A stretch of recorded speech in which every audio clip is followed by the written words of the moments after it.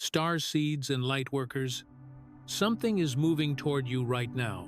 Not someday, not in another lifetime now. A soul so precisely matched to yours that the stars themselves have been holding this moment in waiting. I am Tyron, a representative of the High Council of Sirius, and I want you to understand something clearly. What is coming to you is not what the world chases. It is something far rarer, a being who sees you not for what you perform, but for what you carry. Someone who recognizes the light in you before you even speak. By the end of this message, you will understand why this connection has been delayed, why it could only arrive now, and why your soul has always known this person was real. There is a soul moving through the world right now who is sought by many. The kind of presence others reach for, long for, try endlessly to earn. And yet, of all the hands reaching out, of all the hearts calling, there is only one frequency this soul is listening for. Yours. Not because you are perfect, not because you have everything figured out, but because your specific light, the particular way your Sirian codes hum and pulse through this world, is the only signal this person's soul was ever calibrated to receive. The delay you have felt has not been rejection. It has been refinement. Like water carving slowly through stone, what is being prepared for you required time, precision, and a depth of care that cannot be rushed. The ancient builders by the Nile understood this. The most sacred things are never hurried. They are aligned. You did not find this message by accident. Something in you already sensed the shift. A quiet knowing, a warmth rising in your chest without explanation. A feeling that something just beyond the horizon is finally, unmistakably close. Stay with me until the end. What I am about to share with you may be the confirmation your heart has been waiting for longer than you realize, and I am grateful you are here with me now. That pull you've been feeling, the one towards something you can't quite name, something that seems to hover just beyond every relationship you've tried to build, is not a wound. It's a signal, and it has been trying to reach you for a very long time. Not loudly, not with urgency or alarm, but with the quiet, persistent insistence of water finding its way through stone, patient, purposeful, and absolutely certain of where it is going. That pull is ancient. It carries the memory of something your conscious mind has not yet translated into words, but your body knows. Your chest knows. The part of you that wakes at 3 in the morning and stares at the ceiling and feels the weight of something enormous and unnamed, that part of you knows exactly what this signal means. Most starseeds don't feel disconnected because they are broken. They feel disconnected because they are carrying something immense in a world that doesn't yet have the language for what they are. Think about what that means for a moment, not just as a concept, but as a lived experience. You have spent years, perhaps your entire life, trying to translate yourself into a vocabulary that was never designed for you.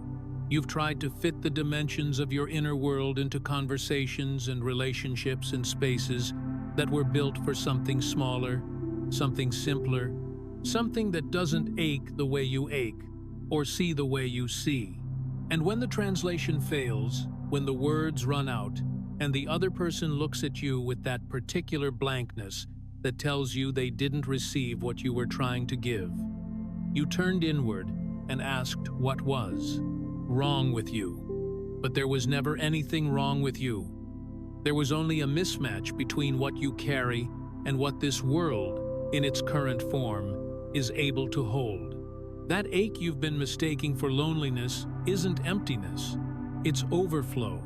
It's the pressure of a vast inner ocean pressing against the walls of a life that was built too small for it. Imagine a river that has expanded beyond its original banks, not because it is wild or out of control, but because it has received more water than its channel was designed to carry. The overflow isn't a problem. It's evidence of abundance. It's evidence of source. And what you have been feeling as longing, as that persistent hollow ache behind your sternum, is not the absence of love. It is love itself, vast, pressurized, ancient love that has not yet found its proper container, its proper current, its proper way home. And that person you've been longing for, the one who feels just out of reach, the one who seems to exist somewhere between your dreams and your waking life, the one whose face you can't quite see, but whose presence you could describe in perfect detail, they are not a fantasy. They are a frequency. And the reason you haven't fully met them yet isn't because you're unlucky or unworthy. It's because you haven't yet fully arrived at the version of yourself they are waiting for. There's a reason water has always felt like home to you. If what you're feeling right now is confirming something you've carried your whole life, the Sirian Water Codes is your next step. It holds ancient Sirian healing practices passed down through the waters themselves. Techniques for releasing energy that was never yours, activating dormant memory through the sound of rain, and sealing your frequency with salt and intention. You'll find the link in the first pinned comment, but only briefly. That fog you've been moving through lately, the sense that something is shifting but you can't quite see where you're going, isn't a sign that something is wrong with you. It's what happens when old patterns begin to dissolve. When structure releases, when the calcified layers of old identity begin to soften, the world stops looking the way it used to look. The familiar landmarks disappear. The stories you used to navigate by the ones about who you are and what you're supposed to want and what love is supposed to look like start to lose their solidity. And without those stories, without those anchors, the mind reaches out and finds nothing to hold. That's the fog. That's the in-between. The water has to get murky before it clears. Sediment that has been settled on the riverbed for years gets disturbed when the current begins to change direction. And for a while, everything is suspended in the water. Everything is unclear. Everything is swirling. But the swirling is not chaos. It is reconfiguration. You're not lost. You're in transition. And that takes tremendous courage, even when it doesn't feel like courage at all, even when it just feels like confusion and exhaustion and the quiet desperation of not knowing how much longer this part takes. The confusion is the process. The uncertainty is the doorway. And the fact that you're still showing up, still searching, still willing to feel everything this deeply, that is not your weakness. That is your gift. There are people who encountered this same fog and turned back, who chose the comfort of the familiar over the discomfort of the unknown, who sealed themselves back inside the smaller life because at least they could see its walls. You did not do that. You are still here, in the middle of the murk, still breathing, still moving, still oriented towards something you can't yet name. That perseverance is not ordinary. It is a form of spiritual courage that most people never get to witness in themselves, because most people never press this far into the territory of their own becoming. There is something encoded inside you that goes far deeper than anything you were taught in this life. Not in words, not in lessons passed down through ordinary means, but in frequency, in the way your body responds to certain music, as though the melody is not entering through your ears, but being unlocked from somewhere inside your chest. In the way certain landscapes stop you, not because they are beautiful in the way magazines call beautiful, but because something in the arrangement of sky and water and stone speaks to a memory your mind cannot locate, but your cells recognize completely. In the way certain silences feel inhabited, feel full, feel like a presence rather than an absence.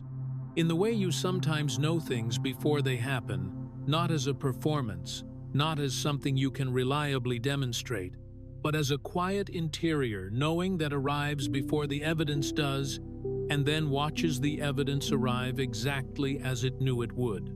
In the way your heart aches for a kind of love that doesn't just feel good, but feels true, cosmically true, as though it were written into the structure of you before you ever arrived here, before you ever took this particular shape, before you ever drew your first breath in this particular body. That ache is not pathology. It is not the wound of an anxiously attached person who wants too much. It is the memory of something real, something that exists at a level of frequency that this world has not yet fully learned to sustain. You are not broken and searching for answers. You are whole and beginning to remember. And that remembering often starts exactly like this, as a quiet feeling you can't explain. A pull towards something you've never seen, but somehow recognize, a resonance that arrives before the logic does and refuses to be argued away by the rational mind.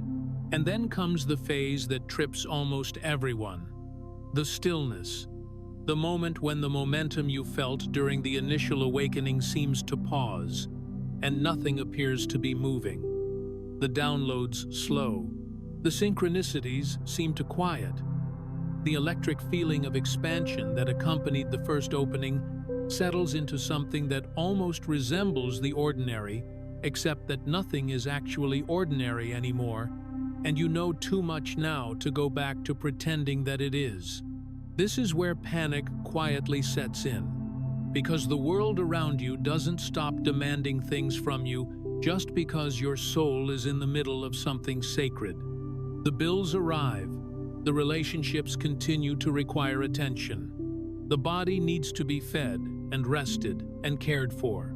And while all of that continues, the interior work goes underground, goes quiet, goes into a depth that doesn't announce itself or show evidence of its progress. And the mind, finding nothing to report, begins to wonder if it all stopped, if the awakening was a moment rather than a journey, if the silence means the signal has gone cold. But that stillness is not stalling. It is anchoring, like a river that pauses in a wide, calm pool before it finds the next passage through the mountains. Your soul is stabilizing what it has already received before it can hold what's coming next. Think of the deep cisterns the ancient builders carved into living rock containers designed not to move, not to flow, but to hold, to preserve, to keep the water pure and potent until the moment it was needed. Your stillness right now is that cistern. You are not empty and waiting to be filled. You are full and being prepared to carry more. Be gentle with yourself here. This phase is not a failure. It is the most necessary part of the journey. It is the integration that makes the next expansion possible. Without this settling, without this quiet anchoring, what comes next would arrive into a vessel that could not contain it. The stillness is the preparation. The silence is the readiness forming. What you may not have noticed yet is that while you've been waiting, while you've been questioning and feeling and wondering whether any of this is real, you've already been shifting the things around you. People in your life have been responding to something in you that you haven't even fully named yet. Maybe relationships have quietly changed, some becoming deeper, more honest, more alive, and others gently releasing, drifting toward their natural completion without drama, without blame, simply because the frequency no longer matches and both currents know it. Maybe certain conversations feel heavier than they used to. The shallow ones, the performative ones, the ones built on a version of you that you can no longer fully inhabit. And maybe certain spaces feel lighter, the ones where you don't have to translate yourself, where something is understood without being explained, where the air itself seems to recognize you. Maybe you've found yourself drawn to different things, different ideas, that feel less like new information and more like confirmation of something you already knew. Different silences that feel companionable rather than uncomfortable. Different kinds of connection that go deeper, faster, and don't require the usual scaffolding of small talk and careful impression management. That's not coincidence. That's not random drift. When one current changes direction, everything downstream is affected. The entire system reorganizes around the new flow. You don't need to announce your transformation. You don't need to explain it or justify it, or make it legible to the people who are watching from the banks. You are already transmitting it. Every room you enter, every conversation you engage, every energetic exchange you participate in, all of it carries the new frequency, whether you speak it aloud or not. And the person who is meant to meet you truly meet you, not the constructed version of you, but the luminous original underneath all the adaptation will recognize your frequency before they even understand why. They will feel something settle in their chest when they encounter you. They will feel something in them relax, because you are part of what they have been seeking too, even if they haven't yet found the language for it. But here is where the journey asks something difficult of you, something that cannot be bypassed or softened into comfort. It asks you to set down what was never yours to carry. The stories you absorbed from a world that didn't understand what you are, the ones that told you your sensitivity was excess, your depth was burden, your longing was delusion. The beliefs about love that were handed to you before you were old enough to question them. The ones that said, love is negotiation, love is performance, love is making yourself small enough that someone else can feel big enough to stay. The patterns of waiting, of shrinking, of over-explaining yourself in careful, measured doses because you learned early that the full frequency of you was too much for most people to receive without flinching. The habit of making yourself palatable, making yourself digestible, editing out the parts of yourself that felt too vast, too certain, too strange for ordinary conversation, and the emotional weight of others, the grief and fear and confusion that settled into your field because your sensitivity made you a natural container for things that were never meant to stay. Because empaths, because sensitive souls, because those who carry old frequencies and ancient knowing, they become magnets for what needs to be processed, and they process it, and they carry it long after the one who created it has moved on and forgotten it. You have permission to release all of it, not with anger, not with a dramatic ceremony of rejection, but with the quiet authority of a river that knows its purpose. The river doesn't carry every stone it passes. It doesn't stop at each piece of sediment and decide whether to take responsibility for it. It lets them sink to the bottom and keeps moving. And what remains, what flows, when everything heavy has been released, when everything borrowed has been returned, when everything that was never yours has been gently but completely set aside. That is your true current. That is your original frequency. That is what the one you've been longing for is actually seeking. You are not late. You have not missed your moment. The years of searching, the relationships that didn't hold, the versions of yourself you had to become in order to survive certain seasons and then outgrow when the season changed, none of it was wasted. Not a single exchange, not a single heartbreak, not a single moment of confusion or misdirection or necessary dissolution. In the Sirian records, there is no such thing as a late awakening. There is no cosmic timeline on which you can fall behind, no celestial schedule against which your progress is being measured and found insufficient. There is no such thing as a missed connection that was truly meant to find you, because what is meant to find you is carried in the current, and the current does not lose things. It carries them. It holds them in motion. It brings them to exactly the right place, at exactly the right moment, not by force, not by urgency, but by the inexorable logic of flow. There is only the perfect unfolding, and yours is happening right now. Not in the future when you've finally figured it all out. Not after the next healing, or the next practice, or the next level of understanding. Right now, in this moment, in this breath, in the fact that you are here, receiving this and feeling it land as recognition rather than information. The tide doesn't rush, but it always arrives. And this is where the truth lands, in its fullest weight. The truth that everything before this moment was quietly building toward. You did not come here to find someone who completes you. You came here to become so fully and authentically yourself that the one who is coded to recognize you cannot help but find you. That is a distinction that changes everything. The first framing, finding the one who completes you, positions you as insufficient, as partial, as a half thing, searching for its other half in order to become whole. It turns love into a rescue mission and turns you into someone who is, by definition, always arriving with a deficit. But the second framing, becoming so fully yourself that recognition becomes inevitable, positions you as the source, as the frequency that calls rather than searches, as the current that creates the conditions for convergence rather than chasing the convergence across an impossible distance. That is the Sirian understanding of love. Not a searching, not a longing across an impossible distance, but a resonance.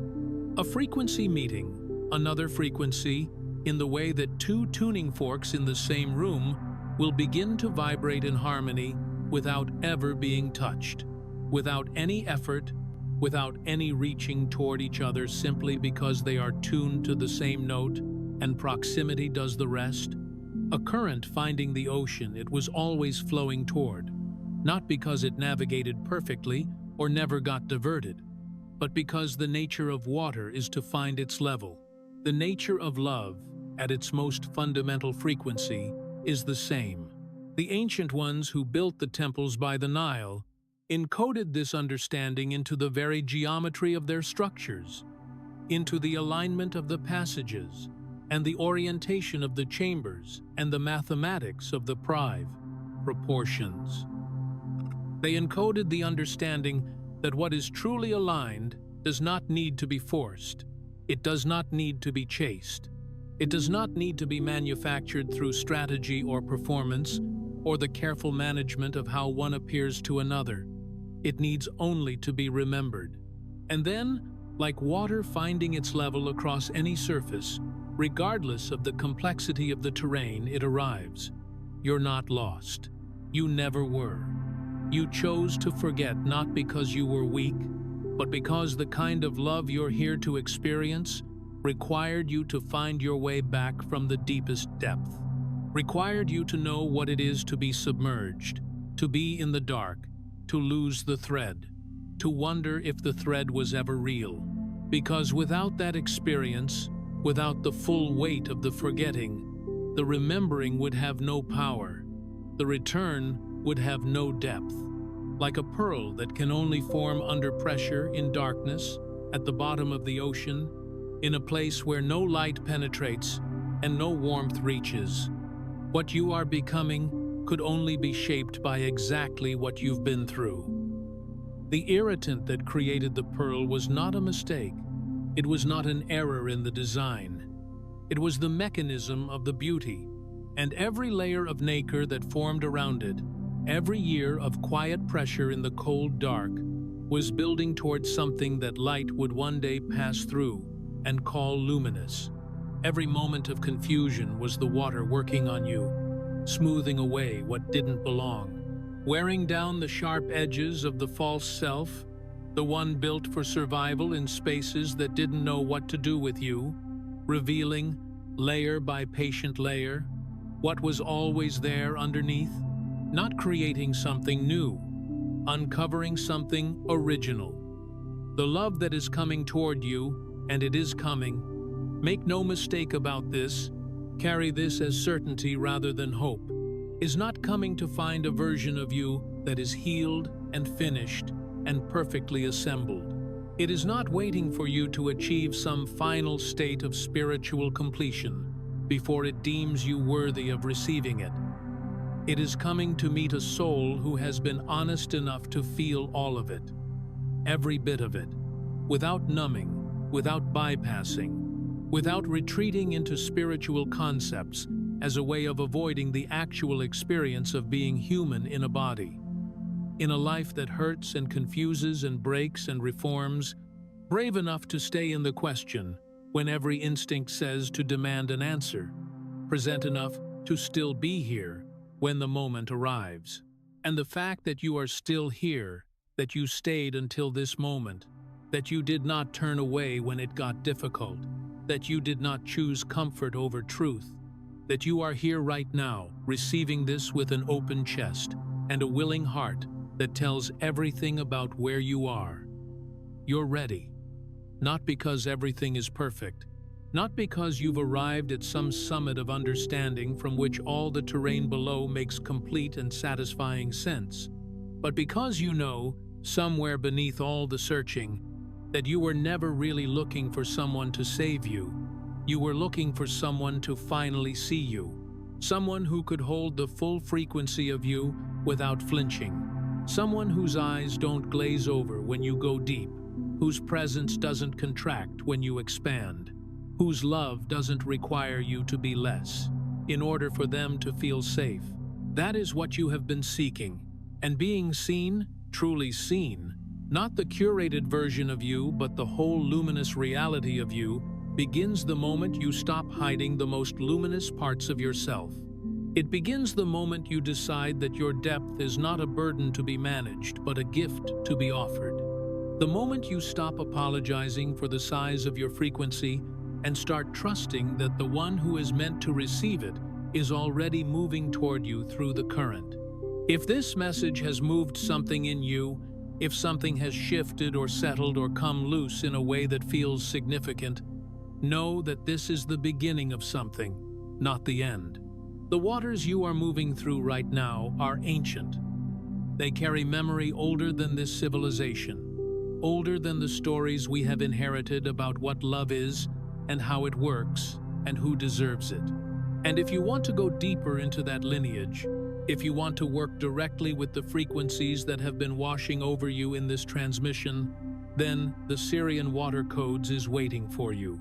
It is a complete guide to working consciously with water as a healing medium, drawing on practices that were preserved across millennia for exactly this kind of moment, the moment when a soul is ready to release what it has been carrying and open to what is actually coded for it.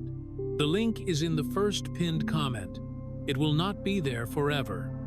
If you feel called to it, trust that feeling. Tonight, if it feels right, place your hand over your heart and say quietly, I remember who I am. I trust the waters that carried me here.